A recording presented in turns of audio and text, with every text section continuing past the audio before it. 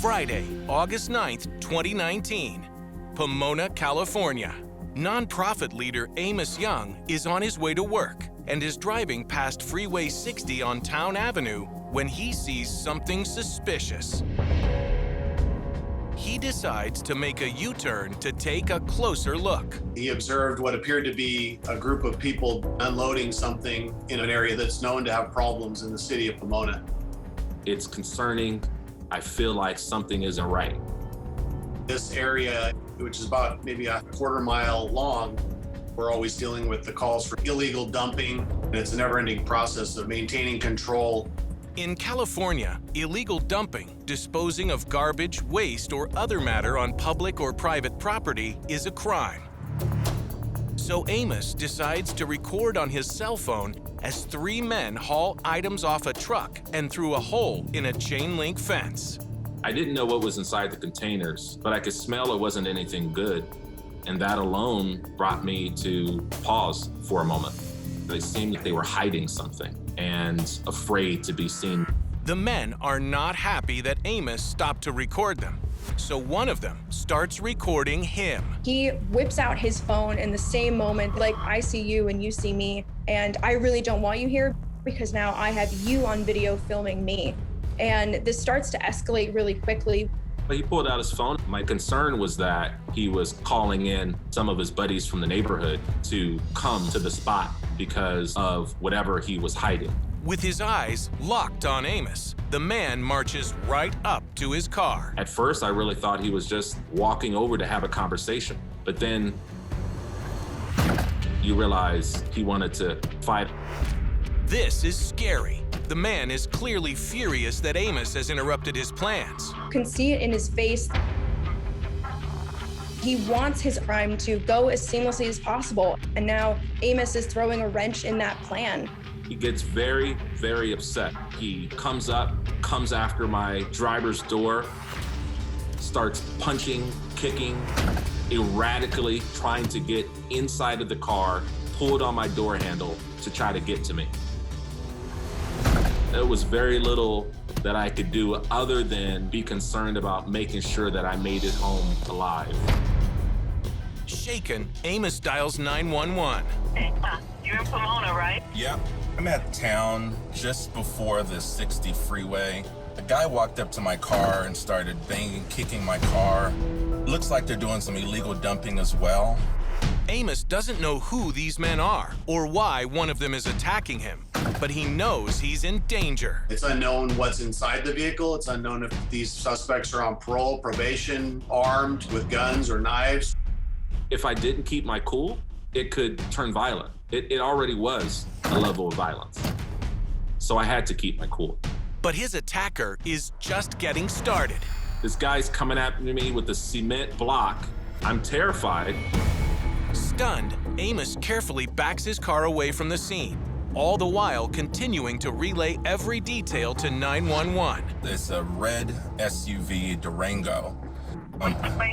At that point, I pulled forward to get a better look at the license plate.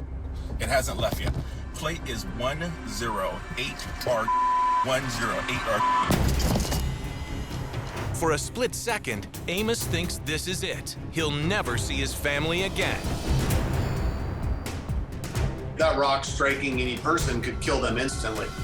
I was scared that that cement block was gonna come through the glass and I was gonna die.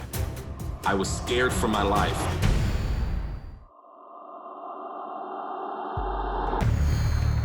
I realized at that point, this guy really is not playing. They just took a brick to my car.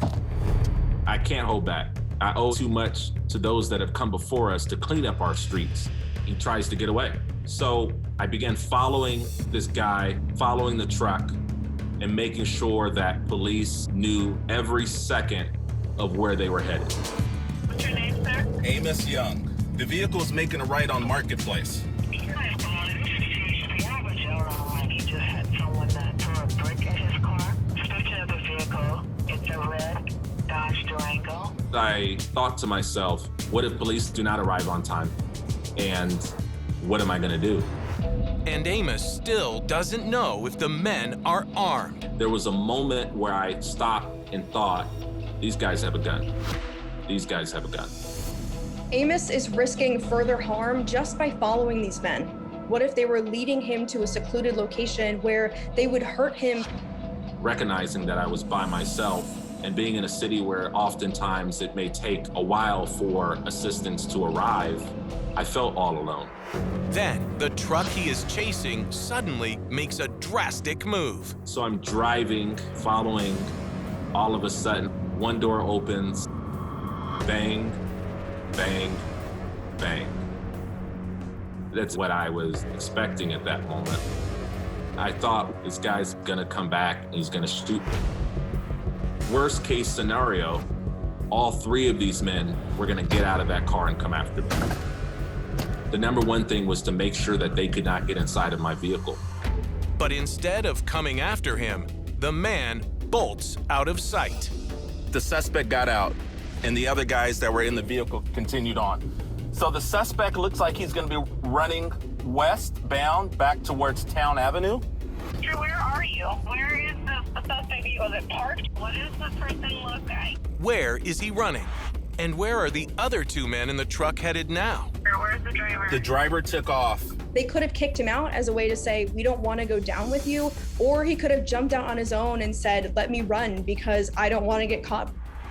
The two men in the truck drive off, so Amos focuses his attention on the man on foot, the one who tried to kill him. And he is now running westbound, Town and the 60, correct? Yes. I'm going to follow the guy who actually hit my car and not the suspect vehicle.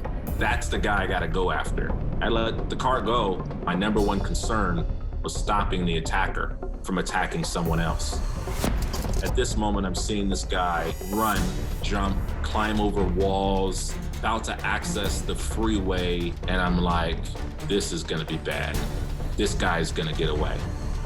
The suspect was able to disappear, and he no longer had a visual on him. With his attacker out of sight, Amos pulls into a nearby parking lot to wait for the police.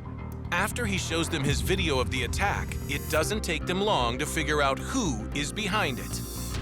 Within hours, they fingerprinted my entire car, had enough prints to match whom they believed it was.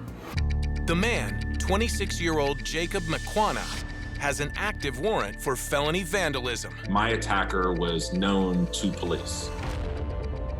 Police, along with others in the community, worked day and night to find him. Our undercover task force officers were relentless to solve the crime. The video Amos took is posted on social media and quickly goes viral. Most people applaud him, but a few warn him that he should have minded his own business. I'm being told by people, you're a snitch, you're this, you're that. You can't be doing that. That's dangerous. The ordeal leaves Amos and his family on edge. I was concerned every single day. I brought in family and friends to walk with me, go to the barber shop with me, to go out with me and eat because I still had to live. And I wasn't gonna let this one attack keep me from enjoying the beauty of my community that I do love. He actually became a little more attached. Everywhere I went, he wanted to go. And everywhere we went, his eyes are on everything and everybody, more than usual. When I saw the video, there were a lot of emotions going on. I felt anger. I was angry at Amos first. Because to me, we're newly engaged. We plan to have a family together. So I'm thinking, come home. Like, don't put yourself in the position to be hurt and not come home to your family. But then the emotions of being proud flooded in. I'm very proud, yet still edgy. Because he has such a big heart, and I don't want his heart to get in the way of his safety. But Amos is determined to keep speaking out about the incident. I and so many others will not allow our community to be degraded by any criminal. Amos wanted to make a difference. He risked his vehicle, he risked his life to stop dumping in the city of Pomona. Everybody wants to clean up their communities. They want to make them safer. And And on August 21st, after almost 2 weeks of hiding from the police, Jacob McQuana turns himself in. In the end, the pressure just became too much where he couldn't escape anymore. McQuana is charged with assault with a deadly weapon, felony vandalism, and throwing an object at a moving vehicle with intent to cause great bodily injury. He was sentenced to 1 year in state prison.